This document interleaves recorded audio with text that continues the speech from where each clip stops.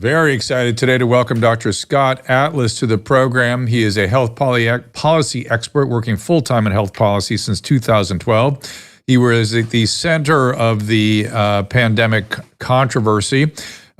He has been vindicated on almost every opinion, and I think he would say probably every opinion that he held during that time. I'm certain there were no apologies coming his way. I'd like to ask if anybody apologized, which again, as you all know, I'm exercised about all this. His book is A Plague Upon Our House. You can follow him on X at ScottAtlas_IT, also scottatlas.com. He was a neuroradiologist and a professor, teacher of hundreds of neuroradiologists back in the day before he came full-time to healthcare policy. He got his MD at the University of Chicago, and he received 2022 the Encounter Prize for Advancing American Ideals. Scott Atlas with us right after this quick break. Our laws as it pertains to substances are draconian and bizarre. The psychopaths start this way. He was an alcoholic because of social media and pornography, PTSD, love addiction, fentanyl and heroin. Ridiculous. I'm a doctor, for Christ's sake. Where the hell do you think I learned that? I'm just saying, you go to treatment before you kill people. I am a clinician. I observe things about these chemicals. Let's just deal with what's real. We used to get these calls on Loveline all the time. Educate adolescents and to prevent and to treat. If you have trouble you can't stop and you want to help stop it, I can help. I got a lot to say. I got a lot more to say.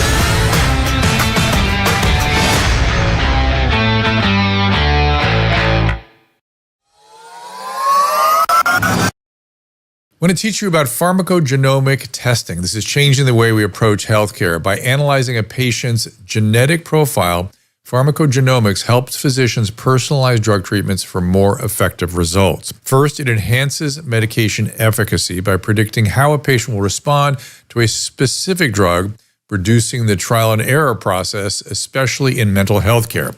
For example, it can guide the choice of various medications to minimize side effects and improve outcomes. In the long run, pharmacogenomic testing leads to cost savings. It shortens the time to find the right treatment and avoids expensive side effects. It also supports more personalized care, helping physicians make better decisions and ensuring that treatments are tailored to each individual's unique genetic makeup. Test simply requires you to swab your cheek, then you send in the sample to our lab. Discover the power of personalized medicine with pharmacogenomic testing. Tailor your treatments based on your unique genetic makeup. Reduce trial and error, avoid side effects, find the most effective medication for you. Take control of your health today. Go to drdrew.com/checkgenetics. That is drdrew.com/checkgenetics. Joint and muscle pains are exhausting and frustrating, but I've got a over-the-counter medication I want to introduce you to that provides great relief using the power of, check it out, chili peppers. Capsidin is made with a proprietary formula that contains no non-steroidal anti-inflammatory agents, no opioids, no anesthetic or steroid, nothing, no chance for addiction, no side effects. No chance it's going to interact with other medication you might be taking. Capsidin contains capsaicin, which is the substance in chili peppers that burns your tongue. That gives you that burny feeling. And of course, I've recommended capsaicin creams to patients over the years, but other capsaicin creams burn your skin. That's what makes capsidin so unique. In clinical trials, capsidin has actually been demonstrated not to burn. I've been using capsidin to relieve my pain in my hands and my wrist from carpal tunnel syndrome and arthritis. The results have been amazing. I use it every day during my show, and I highly recommend it. Get the pain relief you need from various sources, even backache, sprains, bruises even. Order now at capsidin.com/Drew to get a 15% discount plus free shipping. That is CAPSADYN, capsidin.com/DREW. I want to get right into it. Please welcome Dr. Scott Atlas. Happy to be here. Welcome, and thank you for being here. Pleasure to be. I'm so excited to have you. There's a bunch of stuff I want to get out of the way up front.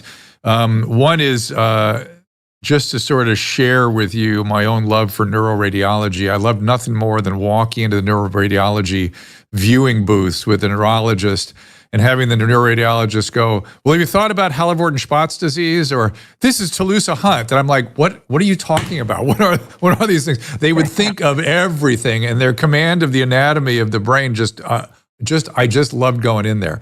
So that was probably a fun field to teach. Good to hear. Yes, it was very So, fun. In fact, it's one of the very, very specialized areas where I thought, okay, this is something I could learn, even though I wasn't very good at really neuroanatomy in the beginning in medical school. But I thought, okay, this is so hard. That's what I'm going to do. it was really hard, and it was then that was in the days when MR was just coming online, right? And it was really sort of the frontier of neuroradiology. Absolutely. Yes. In fact, I am proud to say that I wrote at least one of the main, if not the main book in MRI of the brain, 25 years ago. We had an MRI institute down here in Pasadena. I don't know if you're aware of that, and that they were working, I think, with you guys. I know they were working with Caltech.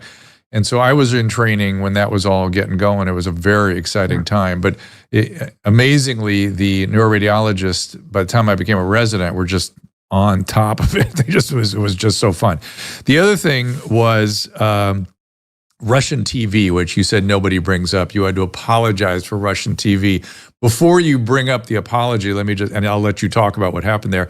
But the fact that people remain exorcised about Russian TV, William Shatner has had a show on Russian TV since about 2019. I was on it. Neil deGrasse Tyson was on it. They were just another network. They weren't somebody, they weren't some spy operation. I just went onto the website, and Shatner's got about 40 shows there. Now, it only goes back to about 2021. I know there were more, which I found that odd, but whatever. The point is, this was not a major Putin outlet at the time, but talk about what happened to you with Russian TV.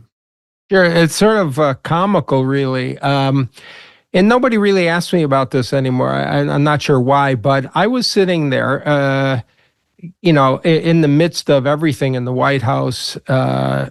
Everything was hitting the fan, as they say. And I was asked to do a lot of interviews, and I was sort of on my own. I didn't have a team of people or an entourage or anything. And I got contacted by someone. They called me up and they said, we'd like to do an interview. And they sent me an email, and the email showed that they were an outlet in the UK, RTV. I didn't know it had anything to do with Russia, frankly. I mean, I really was like Mr. Smith Goes to Washington kind of thing. But I was asked if I would do an interview on the pandemic, and the person called me on the phone, had a British accent. They were the #1 watch site broadcasting out of the UK. I looked at the email, and they talked about the previous interviews were with people like the UN Secretary General, Nobel Prize winners, and they showed them the names of these people. Jane Goodall.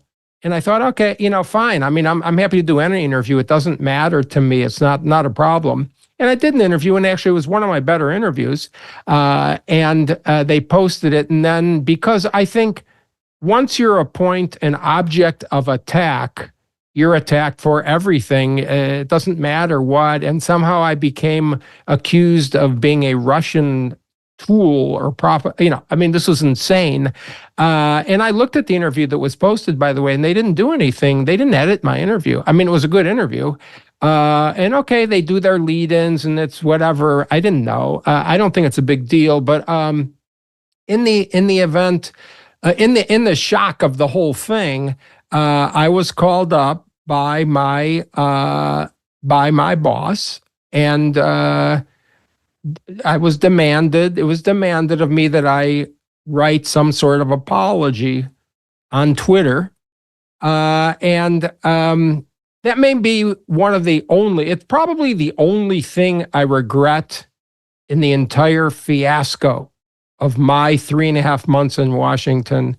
What I regret is that I wrote that apology. I had absolutely nothing to apologize for. I should have never done that apology. It's irrational and bizarre to demand an apology from me for doing an interview. And it's even besides the point that all these other people do those interviews. Again, just one of the many. It's not important really, but it is funny because it's really the only thing I think I did that I regret doing. Yeah, I likewise, though some of my rhetorical excess, I disagree. I would have done differently, but because I was getting frustrated with the panic, I was trying to fight the panic. That's what I saw being promulgated, and I had to apologize as well for some of the rhetoric I was using because they attacked my children and they were coming after them. And I thought, well, I don't mind apologizing. I have no problem with apologies. It's weird apologizing for something that wasn't wrong, but I guess I can find something to apologize for within what I was saying. And I took as part of the apology, I said, I'm going to sign up for the. They had COVID sort of SWAT teams coming in California and New York, where you could sign up and you could go do service in, let's say, New York. And it was interesting. I went all the way through the interview process in New York, and then the whole thing was over. So they didn't bring me out. It only took a few months for the need for more physicians to end. It was very, very quick. But one of the interesting things I learned with it, which I didn't realize, is they are not training internists any longer to do ICU medicine. When they asked me, can I do swans? Can I do vents? Can I manage vents? Can I put an A-line? Yeah. They were like, what? Are you a hospitalist? Like, no, we did all that. I did that for a decade and a half in my practice. They don't train them at all in that now, which is shocking to me. Yeah. I mean, it's a separate topic. I'm sure you don't want to get into it, but I do feel there's been a dumbing down of medical training in a variety of levels. I was just having this conversation the other day at dinner, actually a couple of days ago, with someone who's young and still in training. And I think she was amazed at how many hours we had to work overnight and on call. And okay, you could argue that you're not at your best, but that's the way you learn. It was a real immersion, and you actually become a doctor then. You don't become a doctor during medical school. No, that's right. And I would argue that you can't see enough cases unless you're there all the time, number one.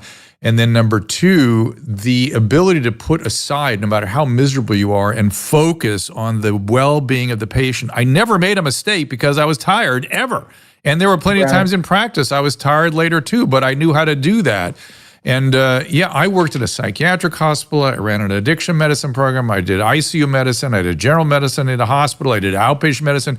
No doctor sees the full human experience anymore. You cannot do that. Right. And so it's just disturbing to me that we don't have that opportunity to see the full spectrum of what happens to humans. Agree. And I think it's going to be, result will be negative for patients. I agree. So speaking of negative results, I early looked at what Dr. Burks was doing. Dr. Fauci's a little bit of a different story. And I recognized her evangelical playbook torn straight from the pages of pain management in the 1990s. It's how the opioid, I don't know if you're aware, it's how they perpetrated the opioid pandemic. A couple of evangelical physicians partnered with the drug companies, went around and got the control of the regulatory agencies, the VA, the state medical societies. Pain is the fifth vital sign. It's more important than your pulse. I don't care if the pulse is 0. What's the pain scale? And that is how we got into the opioid disaster. And nobody seemed to understand that. They want to blame the drug company, who was certainly blowing wind into the sails of these perpetrators. But it was exactly the same playbook that Burks followed when she went around and got all the governors and their state regulatory systems, healthcare systems, to engage in lockdown. Do you agree with that? Did you see that at the time, or am I misrepresenting that? No, we lost your mic. There we go. Very important. We lost your mic for a second. It's back. Okay, good. Sorry about that.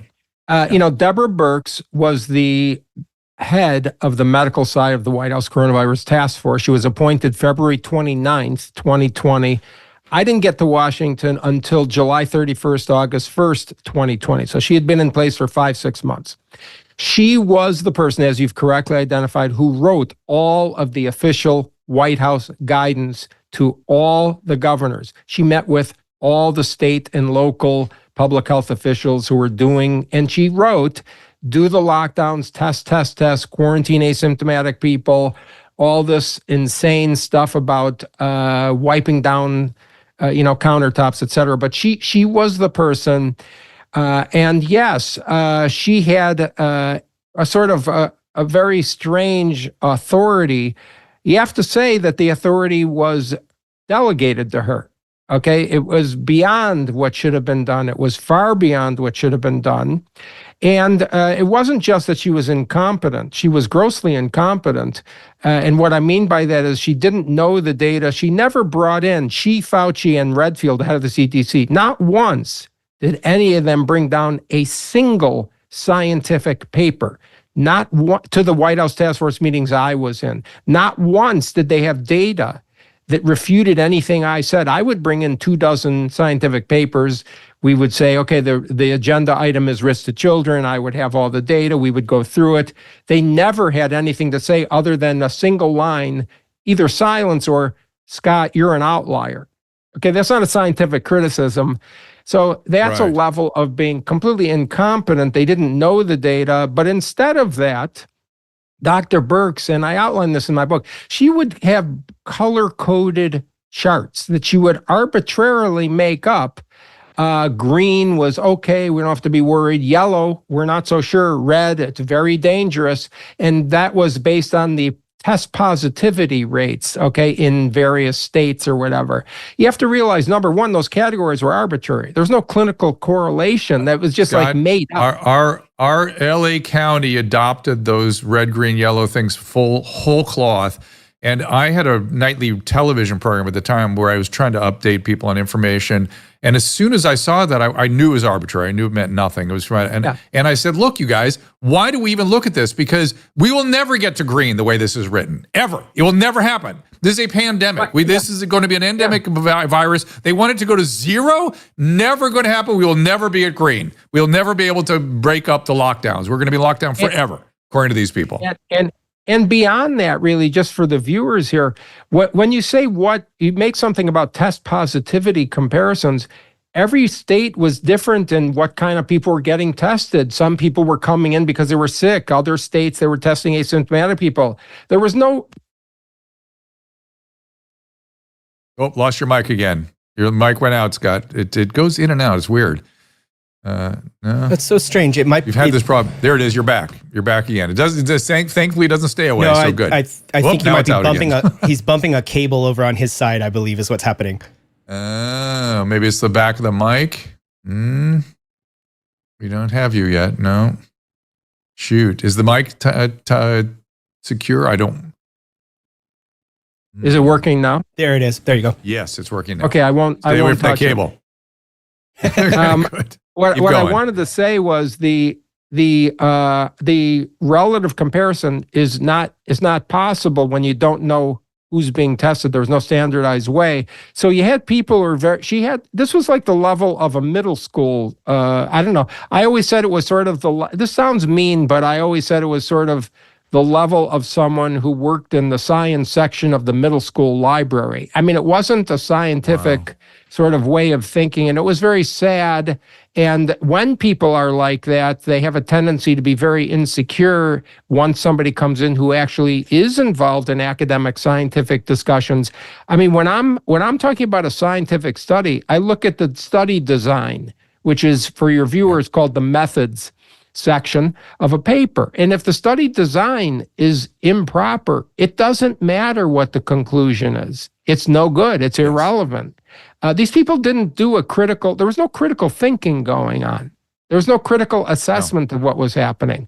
And I think it was shocking. What happened to them? What happened to them? It was shocking.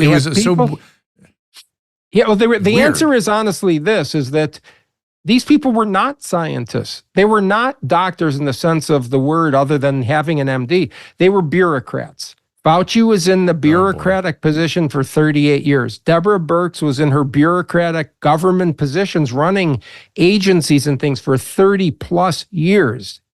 Okay, this is really the case that I like to make for a couple things. Number one, the era of trusting people on the basis of their credential or title alone has to be over. Also, we can't have people who are bureaucrats running things. We need outsiders, people that don't have entrenched interests in covering their Washington, D.C. career, who have friends in the media. I mean, I could go on, but it was really shocking what I saw, and it was completely antithetical to what I was used to in academic medical science, in health policy. They didn't know what they were talking about, even in the things they tried to speak about. And then this idea, as you introduced me in health policy, they had no concept of health policy. This was a health policy question. It was not a question of virology or epidemiology alone. Those are pieces of the puzzle. But health policy includes the impact of the policy itself, not just a virus. Yes. And the policy itself caused massive death and destruction. And so was it Redfield that finally admitted that they took no risk reward into account, that they just had a singular view of stopping the virus and no sense of what, I mean, it's the opposite of the practice of medicine. Every single decision I make, I'm always considering the risk reward, and that risk reward analysis has to be buttressed by data. And it's constant, every decision, whether it's walking in the door of my office or whether it's putting somebody on a statin or something, it's all a risk-reward analysis. And this idea that they forged ahead without any, it's what it looked like to me. Like, what happened to their decision-making? Again, back to that television show I was doing, a school board member came in one night and said, we're closing the schools. I said, why? Who advised you? What's the data? Oh, it's just the right thing to do. This was the way things were being done. This was, I hope the history books reflect how insane this was. This was a level of insanity, and it came from nowhere other than maybe China via Italy. Where did it come from? Yeah, it's hard to explain, but back in March 2020, I didn't go until, like I say, August 1st, basically, to DC. March 2020, three of us, me, Johnny Anides, an epidemiologist at Stanford, and David Katz wrote in the New York Times the idea of, this is wrong. We know there's a significant difference between the risk for older people and younger, healthy people. We should never lock down. That was against standard pandemic management, by the way. And we called for something called targeted protection. They went against their pandemic policy. They went against their pandemic. Everything was ran. Now, did the fact that the Department of Defense got involved with it, that became a national security issue, do we know, did that somehow adulterate everything? It's impossible to identify one factor. I don't know. I wasn't in on the State Department meetings or Department of Defense meetings or anything like that. You have to realize it's some of this, people don't want to accept that a lot of this was sheer incompetence, sheer stupidity. Yes. I don't. Yes. I think that panic. was that. I'll give them panic. I'll give them panic and stupidity. I'll give them that. That's the one I will give them: panic and stupidity, panic and but when you're in charge, you can't be stupid and be fearful. I mean, but these people had a background that's very interesting. That Burks, Fauci, and Redfield all had this sort of intertwining with the AIDS era. Okay, now why is that important? And I'll give you an example. Fauci ran a lab. Burks did a postdoc in it. Burks did some work with Redfield. She pushed funding when she was working on AIDS in the Obama administration to Africa. And this is relevant for a couple of reasons. Number one, AIDS is a virus, but it's blocked by a barrier. Okay, the barrier is a condom. They thought a barrier, I actually believe that this is a simplistic, they were thinking the barrier of a mask somehow was relevant here, even though this is spread by breathing. Secondly, contact tracing and testing. You could trace your contacts when you're talking about sexual intercourse, typically, but you can't trace your contacts if something is spread by breathing in the air. But they were really focused on things that were completely irrelevant in this type of virus. And again, this was known, so it was sheer incompetence, but there were many different motivations, by the way. I'm not minimizing the financial conflicts, the desire for power, the desire to cover their own reputations, the possible cover-up of a potential lab origin. There's many, many different motivations here. You bring up AIDS, and I'm fantasizing about my Neuro Radiology days, looking at all the toxoplasmosis before it was really understood what was going on there. So I'm guessing that you saw, and also the leukoencephalopathies and things. There was all this crazy stuff that was going on. I was deep in that pandemic. Fauci was kind of my hero during all of that. Here's the other correlation with HIV and AIDS, or HTLV3, if you want to go all the way back with me, that we used fear. We used fear and we destroyed an entire generation of high school students and college students. If you have sex with one person, you're having sex with everybody they ever had sex with, which of course was a lie, which was not true. And we couldn't talk about risk categories. If you remember back then, we were not allowed to. It was everybody was equally at risk. Remember that? So that's the one AIDS correlation. Yeah, and the other was using fear. And then when we had 200,000 dead as opposed to 2 million dead with what we were predicting, we congratulated ourselves that the fear worked. Guess what? That came back during COVID. Well, I mean, I can give you a couple of specific comments about this. Number one, during one of the task force meetings, and this is, remember, the country was in a state of panic. Okay, I'm talking August, September 2020. Fauci said to me across the table, the problem is, this is a quote, the problem is people are not afraid enough. And I said, I couldn't believe my ears. And so, of course, I said, repeat that. Repeat what you just said. Because I couldn't believe and he said, the problem is there's not enough fear. They're not afraid enough. And I said, people, first of all, to me, it's unethical to use fear in public health. Yes. Unethical. 1,000%. It's anathema. It's anathema to public health. It is. Forget unethical. It's the contrary of public health. Yes. It's so sad to have that. The second part, there's another parallel with the AIDS thing I just want to bring up. Fauci was quoted, you can look this up, after the way that HIV and AIDS was spread was known, he was still saying in the journals, you got to be careful, you could get it from your children, casual contact. That's the same kind of stuff he was perpetrating about COVID, even though we knew for months that not only was the risk to children very, very extremely low, minuscule for a serious illness, but the risk of spread from children was known from spring 2020 data all over the world to be much less than the risk from adults. And yet he was perpetrating this stuff. Well, not only that, they had two slogans that were crazy. One was, one death is too many. I kept saying, if one death is too many, we are not in a pandemic anymore. Because they're going to be way more than one death, I promise. Number two was, what was the other one? If one isn't safe, no one is safe. I thought, no one is safe, period. That's the way this works. It was the weirdest stuff, and it was being chanted from all the media outlets. I couldn't understand how they got these slogans even. And I heard it from physicians too, which was just, oh my God, what are we going to do with these people? I mean, the medical community really failed, and we see the results of their failure. First of all, they're trusted. I mean, we're doctors. People are intimidated by doctors, but also we occupy a special position of trust in society, almost blind trust. People depend on you. You have to take that role very seriously. Now, what do I mean by that? That means when somebody comes in and asks you a question, you don't just spit out a memorized guideline. You explain what the data is if they want to know. You don't persuade by coercion and pressure. You persuade by showing people the facts. I mean, your role is to be the information giver, not to coerce people. And they really failed. And I have to say, doctors, it's a disgrace what they did and how little they know about the data, a disgrace, in my opinion. But you see it in the polling. You realize that pre-pandemic, the high trust in doctors, 71%.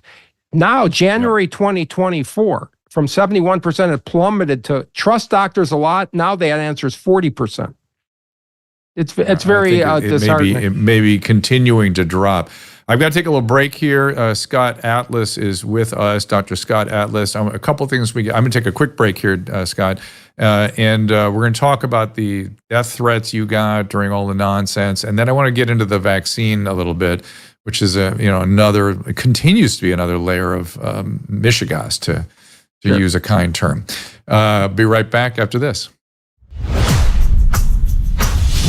The Wellness Company knows that taking charge of your family's healthcare is a top priority, and that is why they are constantly innovating to deliver the products and services to help you be rationally ready for an emergency. They've added a medical kit for kids to treat over 20 childhood illnesses: nausea, vomiting, allergies, asthma, bioterror, God forbid, croup, ear infections, lice, and more. And you can also order the kids kit with an EpiPen. Carefully sourced, great price. If there's a risk of anaphylaxis for your kids, you want that EpiPen. That can be in all kits, each customized for a different purpose. It comes, of course, with a telemedicine consultation and a guidebook, and you can replenish the meds up to 2 years after the date of purchase. So go to drdrew.com/2WC for 10% off any medical emergency kit or supplements. That is drdrew.com/TWC. I'm excited to bring you a new product, a new supplement, Fatty. I take it. I make Susan take it. My whole family takes it. This comes out of, believe it or not, dolphin research. The Navy maintains a fleet of dolphins, and a brilliant veterinarian recognized that these dolphins sometimes developed a syndrome identical to our Alzheimer's disease. Those dolphins were deficient in a particular fatty acid. She replaced the fatty acid, and they didn't get the Alzheimer's. Humans have the same issue, and we are more deficient in this particular fatty acid than ever before. And a simple replacement of this fatty acid called C15 will help us prevent these syndromes. It's published in a recent journal called Metabolites. It's a new nutritional C15, pentadecanoic acid, it's called. The deficiency that we are developing for C15 creates something called the cellular fragility syndrome. This is the first nutritional deficiency syndrome to be discovered in 75 years and may be affecting us in many ways, and as many as 1 in 3 of us. This is an important breakthrough. Take advantage of it. Go to fatty15.com/Dr. Drew to receive 15% off a 90-day starter kit subscription, or use code Dr. Drew at checkout for that 15% off, or just go to our website, drdrew.com/fatty15. Now, if you want to see stars, you have to watch them dance, dive, or go to rehab with Dr. Drew. Dr. Pinsky told me that you are having some issues. He says I'm depressed. Are you? Dr. Drew. We are talking to our friend, Dr. Scott Atlas. Again, I want to give you some info where you can continue to follow him. I think it's Scott Atlas _IT. We are going to be talking about our friends at Cozy Earth in just a minute, but Susan cannot find the Cozy Earth thing. So Scott, shoot, and I lost Scott Atlas's stuff. Okay, here we go. All right, there we go. So, of course, outside of work, you should be relaxing and recharging. Cozy Earth is here to help with that. Cozy Earth is dedicated to turning your home into a personal sanctuary. Their best-selling bamboo sheet set is made from 100% premium viscose from bamboo. So soft, you'll keep cooler all night. It's really lovely sheets. The stretch knit pajama set has a thick elastic waistband, functional pockets, and their new puffy sheep slippers is made with ultra soft sheep fur that wraps your feet in warmth. All of their bedding and bath products come with a 100-night sleep trial. Let's say that 10 times, and a 10-year warranty. But once you experience the comfort of Cozy Earth, you will not want to go back. So wrap yourself in luxury this fall with Cozy Earth. Go to cozyearth.com/Drew and use our code Drew for an exclusive discount of up to 40%. And in their post-purchase survey, please say that you heard about it from us. It is COZYEARTH, cozyearth.com/Drew. Scott Atlas is back with us. And Scott, I wanted to sort of let you tell the story of assault you were through. You know, what the consequences of these attacks. They were real world consequences of the personal attacks upon you. And I had some of the similar stuff, but yours got to the point you needed actual coverage. Yeah, I mean, the problem was the lockdowners, I will call them, the narrative from the media, from the academic so-called experts, et cetera, were comprised of 2 things. Number one, if you're against the lockdowns, you're choosing the economy over lives. And of course, that was contrary to decades of economics literature. Yes, that, you know, if you have severe economic downturns, you kill people, particularly poor people, by the way, which is another sinful legacy of this lockdown strategy. But the second one was, if you're against lockdowns, you're calling for something that they wanted to call let it rip. But that's not targeted protection. Targeted protection is increasing the protection to people at high risk and stopping the destruction of children and low-risk people. Which we were failing. We were failing the at-risk population. We That's weren't even exactly doing a good right. job of the people that were dying of COVID. And most of the deaths were inside nursing homes, which should have been a lot easier to protect. But in any event, the point is that they demonized, they vilified people who were against these lockdowns as if they were dangerous, literally dangerous. And that inflamed people quite a bit. And of course, there's also data that showed how poisonous the media was in the United States compared to non-US media. 91% of stories about during 2020 about COVID were quantifiably negative. Only half of stories outside the U.S. were negative. It's the same pandemic. So they were inflaming people, whether that was due to the politics of the election year or not, I don't know. But in any event, when you do that, people that are slightly off or very fearful, when you're fearful, you act irrationally, they're unhinged. And so what happened, again, I actually blame Stanford for part of this because they added credibility to these attacks. Yeah. I had people in Washington, D.C., I was in Washington until mid-November 2020, come up to me on the street shouting in my face. And finally, the FBI had to get involved in protection because I was worried. I'm just a regular person. I'm not political at all. I mean, I didn't know what was going on. Then I came back to Stanford, which is this community which no one would say is unsafe. I had so many death threats. I had to have 24/7 police security, live police within a car in my driveway in Stanford, which is Palo Alto, California, and another one circulating on my block. I had to install tens of thousands of dollars worth of home security equipment. This is really unacceptable. That was caused by the people in the media. It was caused by people saying I was dangerous. It was caused by people at Stanford saying these kinds of unhinged things.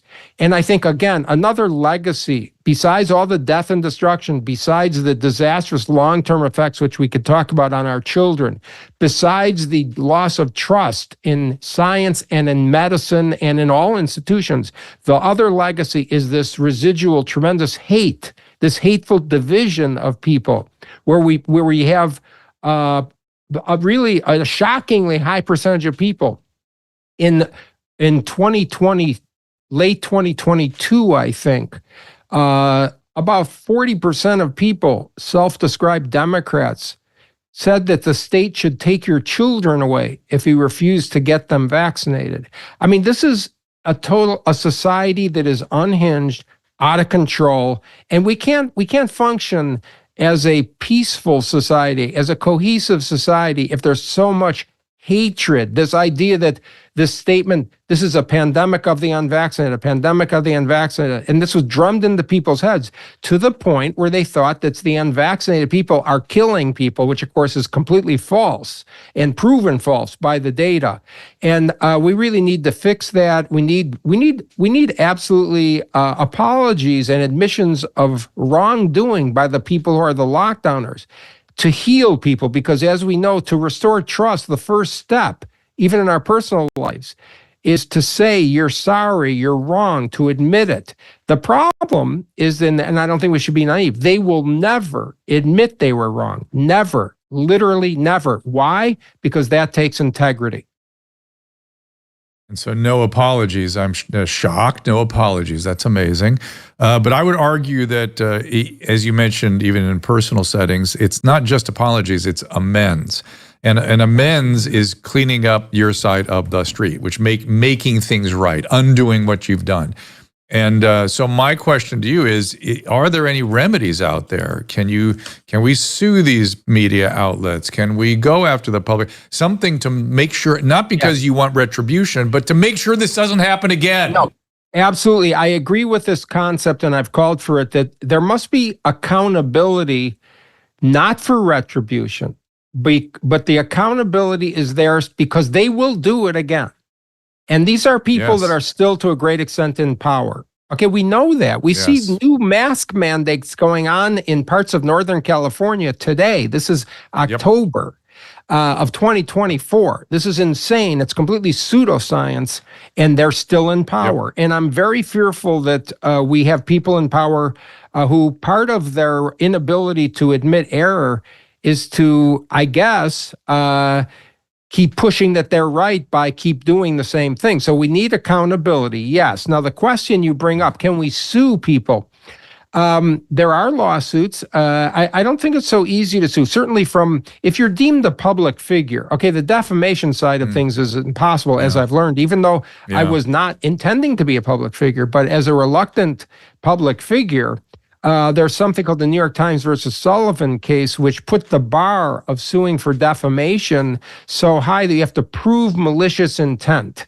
And that's almost impossible to prove. So that's a problem.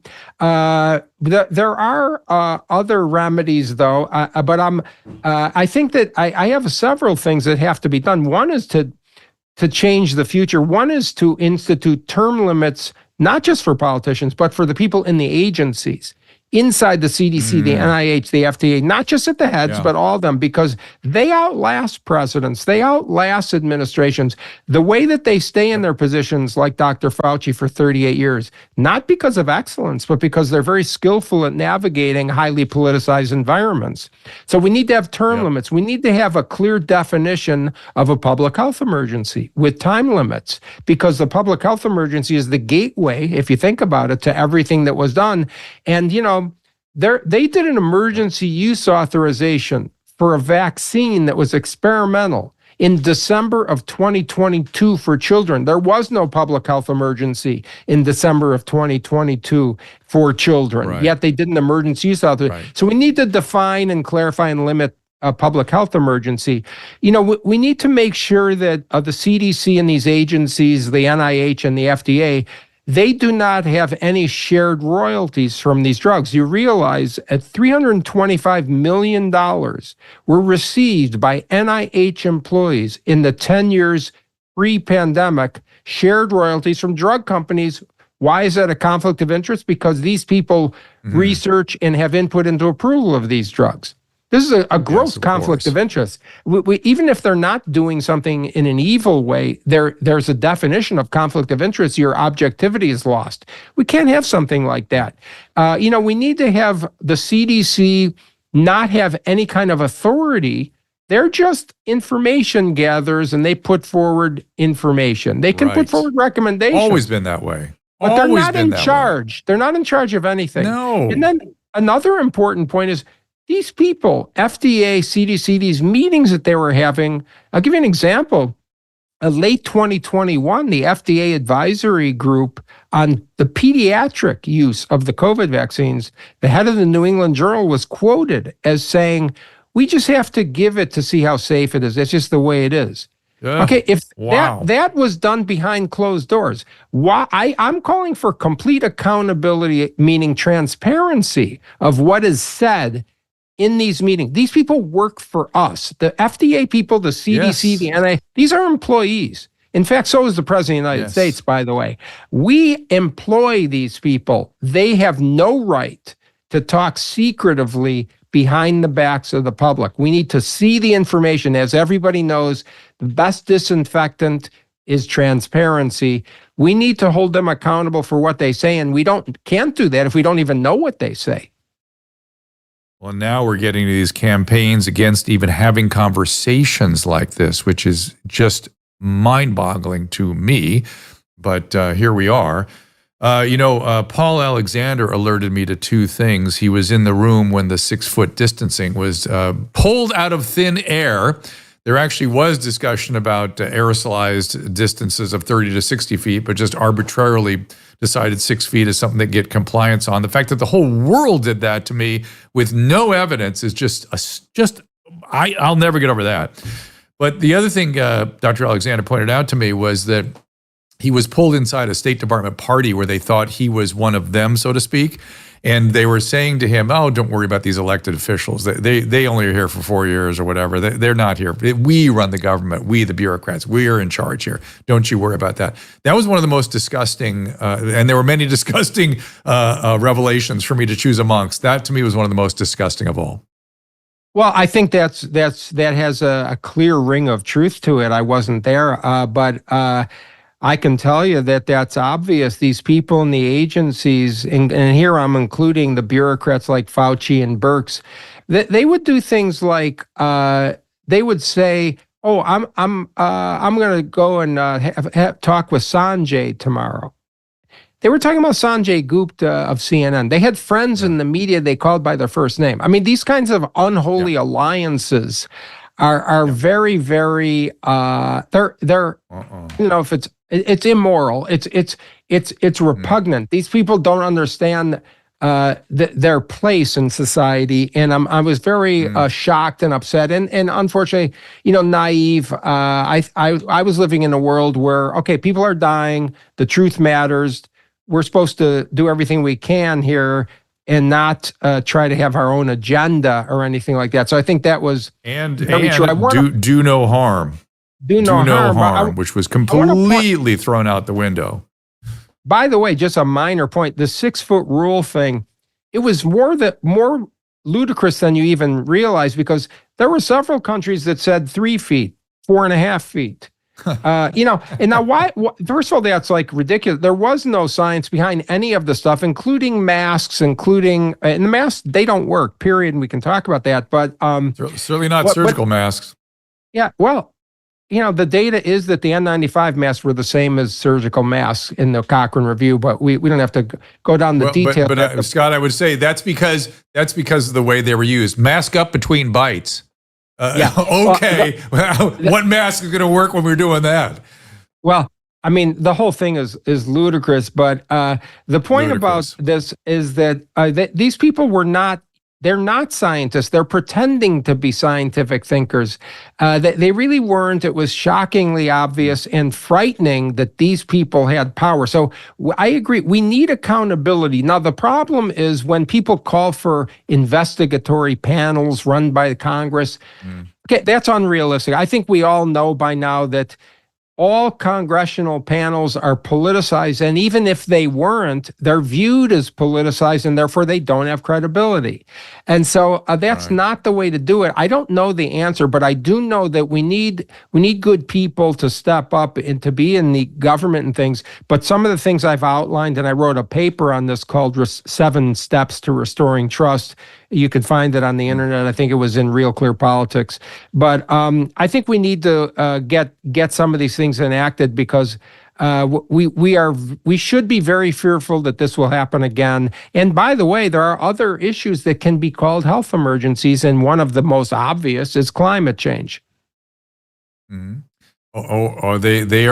are reserving the right to call a lot of things health emergencies as a way of having their way with the public, and it's one of the gravest concerns I have right now.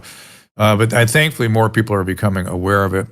So one of the things that has me vexed is that, Alpha and Delta, let's be fair, was a really troubling, bad illness. I had it. It was awful. And it has lots of sequelae to it. There's things that happen from Alpha and Delta that we are not seeing from Omicron. It just really isn't happening. Or maybe if it is, on a very limited basis, or maybe at the same rate as the vaccine itself. Still, the journals are publishing data from January 2020 about long-term effects. That's a different illness. We are done with those illnesses. Omicron is our current illness. The vaccines are the one. I had a patient take a booster this morning that was literally, the booster is out right now, is literally 2 variants behind what is hitting in our community. XEC's coming in, they're back at JN1. I guess the question is, what happened to our journals? What happened to the journals and the way people read them and report them? Yeah, the journals have become are part of the disgrace, the big fail. The scientific journals became politicized. All of a sudden, writing political endorsements of presidential candidates. New England Journal, JAMA, so even Scientific American. This is outrageous. Secondly, publishing editorialized papers, and there's a lot of examples of papers being published and then editorializing their interpretation of the data that is contrary to their own data. In addition, there were papers blocked from being published. So I think they've really undermined their own trust, and rightfully so. You should not trust them. This is a disgrace, what was done, but they've destroyed their own credibility. And then, of course, you point out something else, which is that, the virus evolved like expected in a pandemic. Everybody who knows anything about pandemics, the virus evolves, it mutates, whatever, and ultimately becomes something that's endemic, which is basically much lower lethality, much less dangerous, whether it spreads or not. Okay, if you get a minor viral infection, that's one thing. But that's what happened. Secondly, even in the 2020 data, I want to make sure this is clear, that the percent survival in the worst variant with no vaccine in healthy people under 20 was 99.997%. Okay, so it was not dangerous for everybody, even at its worst. And I think that I don't want to go into the detail of it about long-term effects, but there's a lot of issues with these ideas of long COVID, with the definition of long COVID, with the difference of long COVID. We see long effects of viral infections like influenza at almost the same rate as COVID. That's not unexpected. There are other viral infections. These minor, I think you have to put everything in perspective here. And this was missing from day one. The clinical perspective by people who know something about anything in clinical medicine is that you don't kill people to stop them from getting mild fatigue later. Okay, the trade-off of the lockdown is not worth it to prevent long COVID, even if you think long COVID is some unusual secondary thing. It's not, and that's a separate issue. And I think there's a lot of problems with what's being said now in a what I call a frantic attempt to somehow justify these draconian measures that literally killed millions of people. The lockdowns killed millions of people, and I can cite the data on and sacrifice the emotional well-being and cognitive development of 8 to 15-year-olds. I just looked at that age group and I said, we're going to destroy that age group. We're destroying them. They need to be at school. They need to be amongst their peers. The most sinful, I'm not a religious person. I wasn't raised religious per se, but I know right from wrong. And I've never used sinful more frequently than when talking about what happened during the lockdowns, particularly on children. We broke the societal contract we have with our own children in several ways. We shut down, we frantically ignored the data and shut down schools and destroyed particularly poor people, but with learning losses, shifted the burden to poor kids, while our affluent neighborhood kids, like where I live, you could form a PhD micro school of teachers that were way better than anything they would get. That wasn't a problem for affluent people, the learning losses, but it was far more than that. As we know, nutritional needs are met by lower socioeconomic group kids in school. We missed, in the spring 2020 school closures alone, more than 250,000 cases of child abuse. Why? Because schools are where child abuse is noticed. The child abuse didn't go away. In fact, it exploded. There's good data on this. In addition, from the spring 2020 closures alone, there was a skyrocketing of anxiety and depression in college-age kids. 1 in 4 college-age students in the United States from spring 2020, 2-month closure alone, considered suicide, considered killing himself. In June of 2020, this was known. Okay, so when I went, and this was reported by the CDC, and then during the 2020 lockdowns, we saw an explosion by medical insurance claims, explosion of psychiatric illness visits from teenagers, explosions of suicide in teenage girls, double to triple of self-harms. What does that mean? In teenagers, self-harm is kids, teenagers putting out cigarettes on their skin, slashing their wrists. This is a sin beyond comprehension. It's unspeakable what we did. We had long-term now effects, including an obesity epidemic in young people. More than half of kids college age from the 2020 lockdowns alone gained 28 pounds average. That's an obesity epidemic. Okay, we don't talk about this. I talk about it, but the people who did the lockdowners, they did that. They should be confronted with that. They did that, and they can't run from that. And I think it's so tragic, and that's a reason we can never, ever let them happen again. And that doesn't even count, by the way, mandating experimental drug injections in our healthy children and students. Why? When their risk from the illness was minuscule. And the reason why was this bizarre, barbaric attempt to stop them from spreading to us. I always say, I'm a father. I'm a shield for my sons. They're not to be used as a shield for me. That's unacceptable.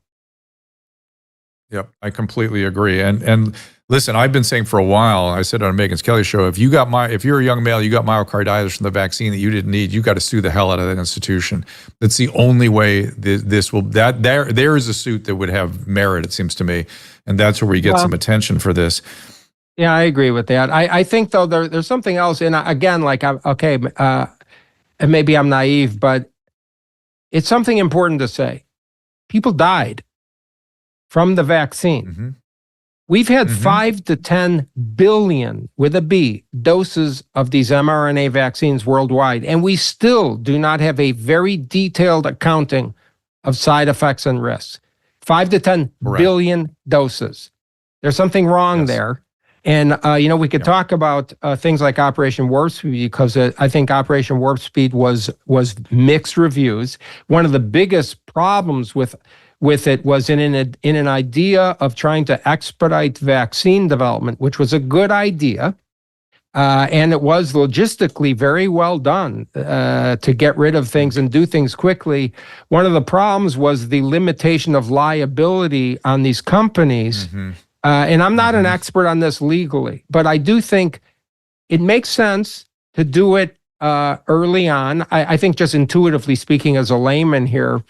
But on the other hand, there's somehow this idea of permanent absence of any liability as they're talking up vaccines, distorting the efficacy, claiming that they were doing things that they weren't really, distorting the positive efficacy to the public, coercing people to take these vaccines, mandating vaccines for young people that were experimental drugs that they didn't need. I just think there's so many wrong things that were done here, that were done by the private companies, and then the Biden administration took over. Because remember, the vaccine first injection was December 16, 2020. But the Trump administration never mandated a vaccine. It's one thing to offer a vaccine. It's another thing to mandate it. Yes, completely agree. Yeah, the mandate part was the lockdowns and the mandates. I've never really said the vaccine and the lockdowns. I've always said the mandates and the lockdowns were what I was, and the school closures and the masking. Absolutely. Those are the things that I will never get over. The rest of my life, I will never get over that they did do that to us. And I refer people to Hannah Arendt and the banality of evil, how this happens. I never thought I'd be referencing her at this stage of my life, but here we are. I'm shocked you say that. I use this quote all the time of Hannah Arendt in her Eichmann in Jerusalem, the trial of Eichmann, the Nazi war criminal. And her point, she had many, many important things, but the main one that I like to say is, while you might have anticipated the reaction of being nihilism or confusion or stuff, she said there was a shocking confusion of fundamental issues of morality. And we see that today. We saw it then, we see it today, and we can't have a society. I refuse to live in a society like that. We need to have a moral compass when you're in a leadership position, but even as individual people with each other. We lost our moral compass. We lost our ethical compass as a society in the things that were done here. And we need to fix that. All of us who have children, we care about the country that our kids are inheriting. This is not the same country. And I actually have to say something else, which is this country is more off the rails than I travel a lot. I give a lot of international talks in Europe and elsewhere. This country is uniquely off the rails. The other countries did not mandate. In fact, many countries in Europe, our peer nations, they didn't just not mandate the vaccine for young people. They said they forbid giving it. Finland, Norway, Sweden, no one was giving the vaccine, and to this day, to young people, meaning people under 20, teenagers. Whereas in our country, we're still mandating, some colleges are still mandating vaccines. I mean, this is unconscionable and almost, I can't figure out how to even wrap my head around that. Do you have any overarching theory about what's happened to us? Has a market force come to bear? Has a media out of control come to bear? Has an evil cabal had its way with us? Did China? Did the Chinese plan this out and send it to us via Italy? The crazy behaviors with all their propaganda. What do you think? Okay, I'm a believer. I think many things happen. I think instead of saying there was a very organized effort here, because you're giving people too much credit. They're not that smart. I mean, honestly, and I'm not being glib about that. Yeah. But I do think there's a confluence of interests, and they have a shared interest. And what is the shared interest? The shared interest, well, I mean, there was pharmaceutical company corruption. That's clear. There was personal ego got in the way. These people, they love the idea of standing next to the president on the podium. I mean, the people like the doctors, Fauci's and Burkses of the world, who crave positions of authority, in my opinion. That's just my opinion. That's a perverse motive. I think that people generally perverse motivation. Well, they hard want, to understand also, that even. People like fame. People like, I mean, they're in a position of unique fame that they never had before. I guess it's irresistible to people with no integrity. But I also think there are people that want to control. They're delusional people out there. Many people have a lot of money who are delusional and have control and adulation from that. So there's a lot of efforts to control people. And I think that we need to be very strong as individuals. We need to be critical thinkers. We need to question authority. I was raised that way, question authority. I'm a certain kind of person. I'm not in the elite background of some of these people at all. My parents didn't go to college. My dad drove a taxi as a second job and did all kinds of things. And I'm saying that's been good for me. I think I don't believe in the so-called elite world that of control here. I think that we need to step up, take care of our families, make good decisions, and have a healthy degree of skepticism. Many people are broken, though. Okay, I do think there's a fear factor that is understandable. I was afraid in the first few days of hearing about this. Of course, we all were. But I think, the difference fundamentally between a person and an animal is the ability to reason. This goes back to Aristotle, and I'm not trying to be, I'm not trying to throw around names or anything, but the more you read about this, and I've tried to grapple with what happened. I've read a lot of Hannah Arendt.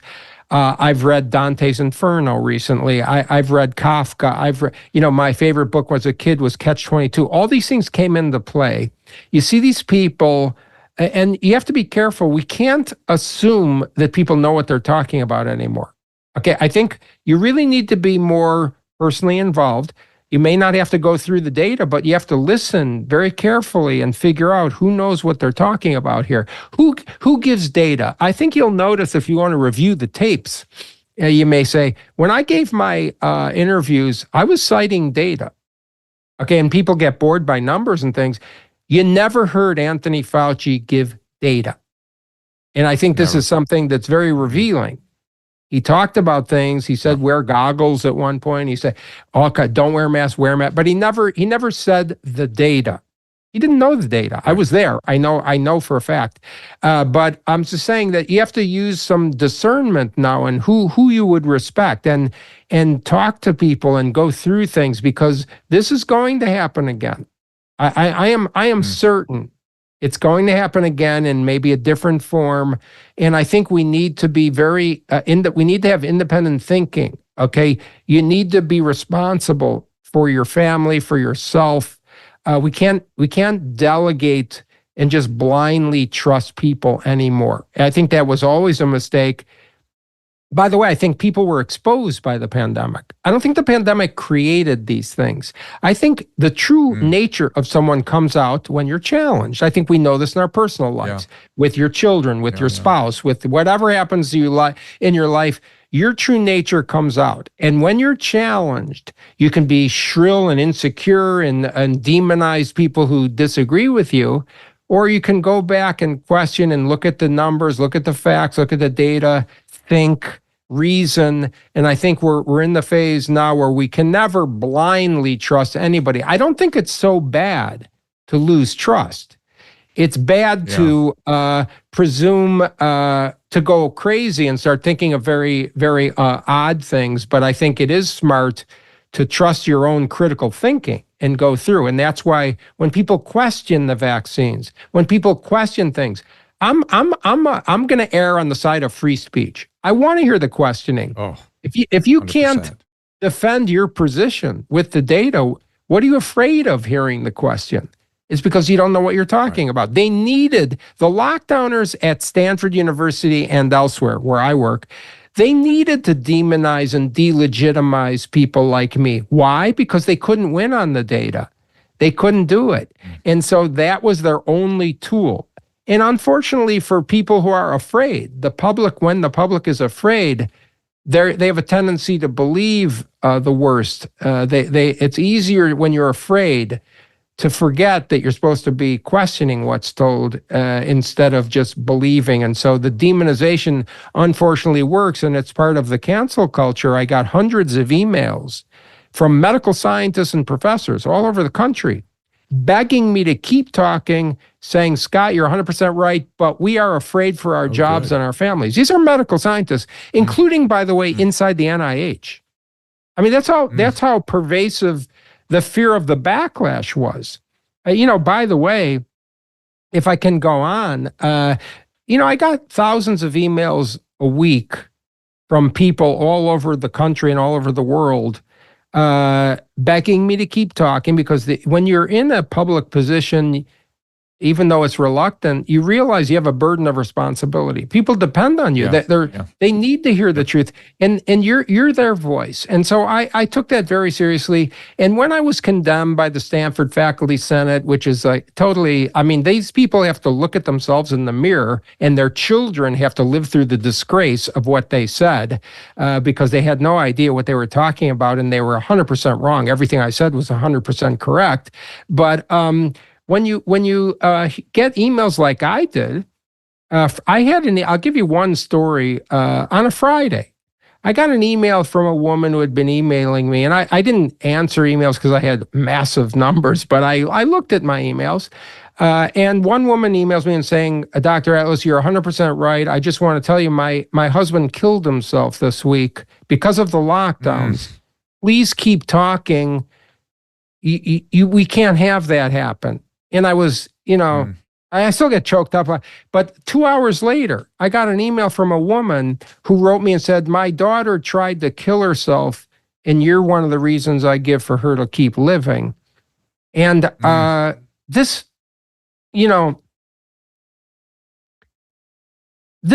makes the criticism of impotent faculty members sitting around a room angrily voting on something. This is dwarfed by the responsibility you have. There are people, human beings, millions of people were killed and destroyed by the lockdowns, separate from the virus.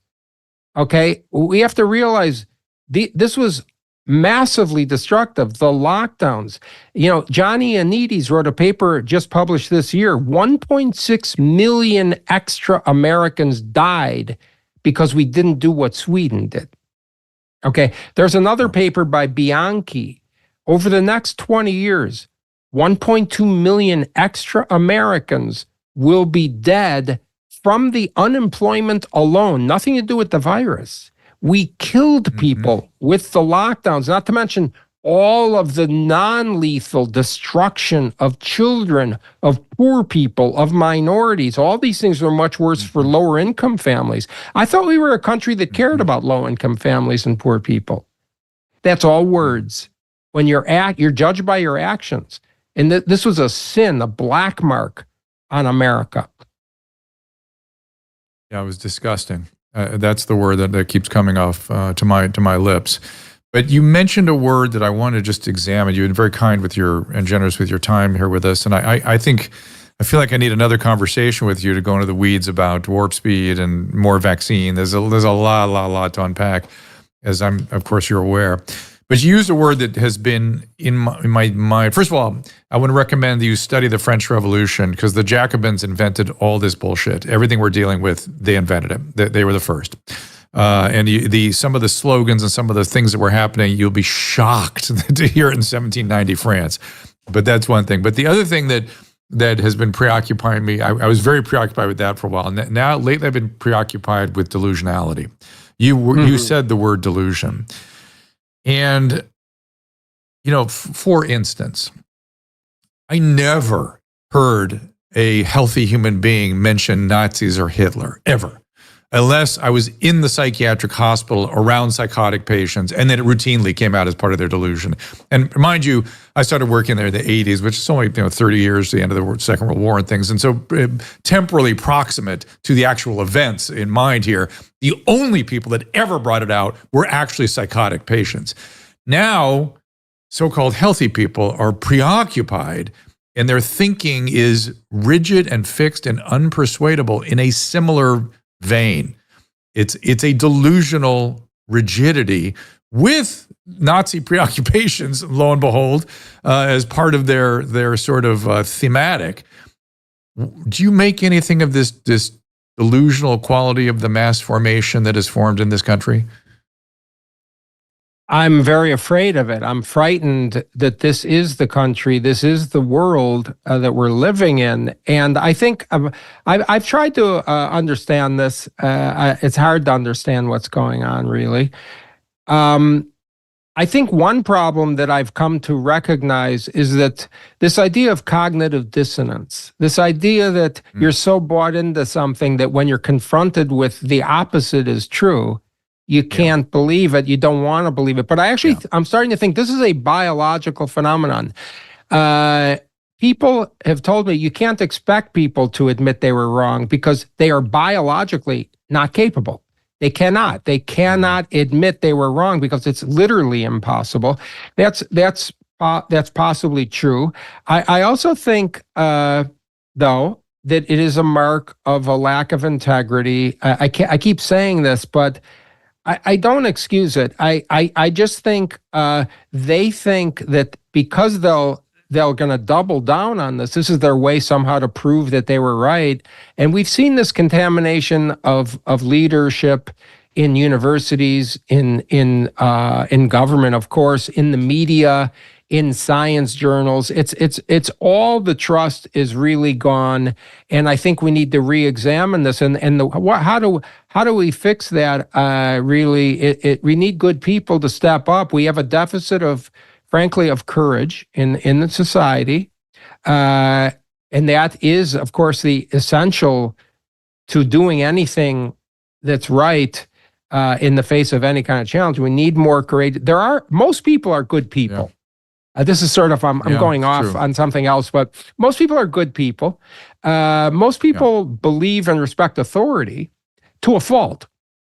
And so I think this is we need the good people to step up, to help speak out. And again, like, this is very important. When you speak out, it's not just to say the truth. You're empowering other people. People, not everyone wants to be the tip of the spear. I can tell you that's not easy. I wouldn't recommend being the tip of the spear, but I would recommend speaking out, getting together with your friends. And because when you speak out, it turns out a lot of people agree with you. Probably most people. They're just afraid, and it emboldens them. And I think so. The mass psychosis stuff, I think there's a very impactful effect of propaganda. We knew this. This is decades old, right? I mean, you know, the famous Nazi and the Nazi propaganda They started. of Joseph Goebbels is quoted as saying, if you repeat a lie often enough, it becomes the truth. And he went further to say, and you too start believing it as true. And I think that is what happened with COVID. I think people honestly believe this stuff, many of them. And so what do we do about it? I think we can't necessarily convince those people. I don't think we should even try to convince those people. But what I'm trying to do is focus on younger people. Okay, when you have people who are in their 20s, 30s, young people, they may have strident opinions just like older people do, but they're also open to listening more. I think older people are a little bit less likely to change. So I think we should focus on young people, have the discussion, and I'm doing that with things I teach through Hoover Institution at Stanford, also with the Global Liberty Institute that I've begun. And I think this is very important. But we can't live in a society where people don't think.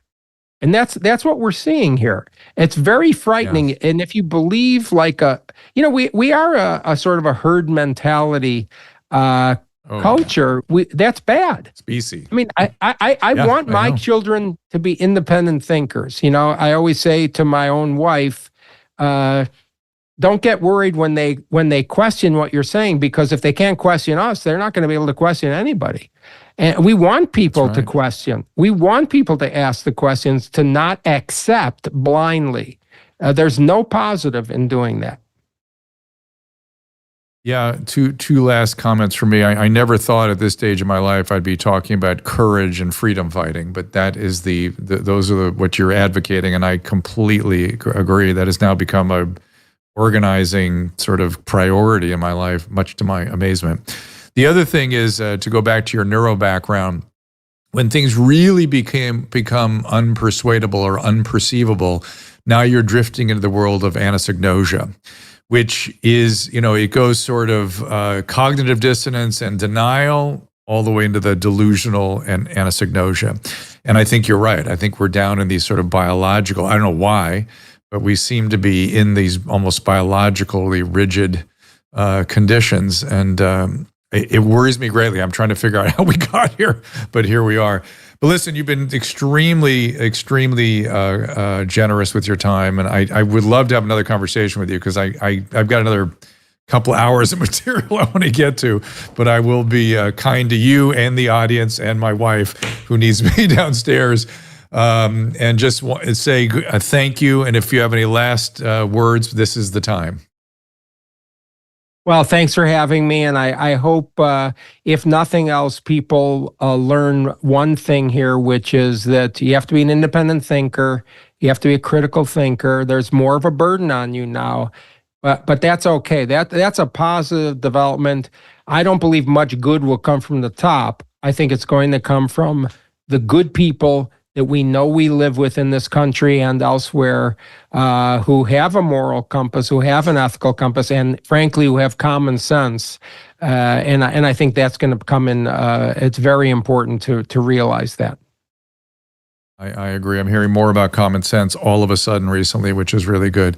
Dr. Scott Atlas, _IT. Thank you so much. And again, put the book up there one more time, Caleb, so we can give it its due. A Plague Upon Us. There it is. A Plague Upon Our House. I recommend it most highly. Scott, I hope to talk to you again soon. Thank you for all the work. I hope so. Thanks for having me. Cheers.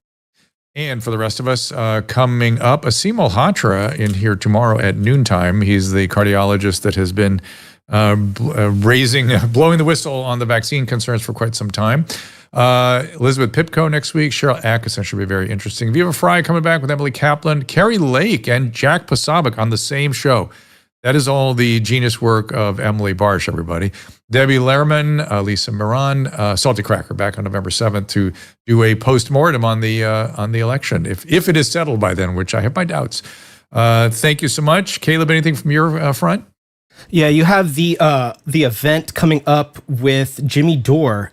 Their tickets might actually be sold out. I'm not sure yet, but if they go and look this up, it's Rumble Time with Jimmy Dore coming up on November 8th. It'll be live online too if people can't make it in person.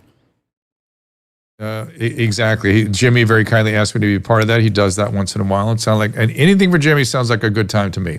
So that should be interesting. And thank you, Caleb. Thank you, Caleb, for putting that out there. And thank you all for being here. Let me look over on the rant, see if what's going on with you guys, see if there's anything of note. You guys have been very active. They want Pierre Corey back in here. Okay, easy enough. We can make another go round of people. I was telling Dr. Atlas before the show that he's the last piece on my chessboard of all the people that I've been wanting to talk to throughout this debacle, as Dr. Victory says. We've got to bring Dr. Victory back in here too. I got to show this again too, because let's compare what was happening to him in 2020, and then let's just fast forward a few years as they start to regret shutting down all of the people who were telling the truth at that time. So it's great. He's to right see. though. It is great to see, but it's not a safeguard against it happening again. There needs to be some sort of amends, some reckoning, some action, something where we put at least some safeguards in place that these people cannot run amok. Once again, here's somebody that was canceled. I hope you all had the same experience I did, where you were learning something more about how this thing happened. I didn't realize how scientifically unsophisticated our bureaucrats were and how bureaucratically oriented, should that surprise me, the bureaucrats are. Thank you all for being here. We'll see you tomorrow at, go ahead. That other thing of trust the experts, but just not these experts. Come on, guys. Yes, and he is telling us to be very, very careful with that, which is indeed, look, you become culty at a certain point if you're not careful. So that we don't, no one wants to be in that kind of world. All right, everybody, we'll be back tomorrow at noon with Asim Malhotra. You'll like him as well. Don't miss it. Ask Dr. Drew is produced by Caleb Nation and Susan Pinsky. As a reminder, the discussions here are not a substitute for medical care, diagnosis, or treatment. This show is intended for educational and informational purposes only. I am a licensed physician, but I am not a replacement for your personal doctor, and I am not practicing medicine here. Always remember that our understanding of medicine and science is constantly evolving. Though my opinion is based on the information that is available to me today, some of the contents of this show could be outdated in the future. Be sure to check with trusted resources in case any of the information has been updated since this was published. If you or someone you know is in immediate danger, don't call me, call 911. If you're feeling hopeless or suicidal, call the National Suicide Prevention Lifeline at 800-273-8255. You can find more of my recommended organizations and helpful resources at drdrew.com/help.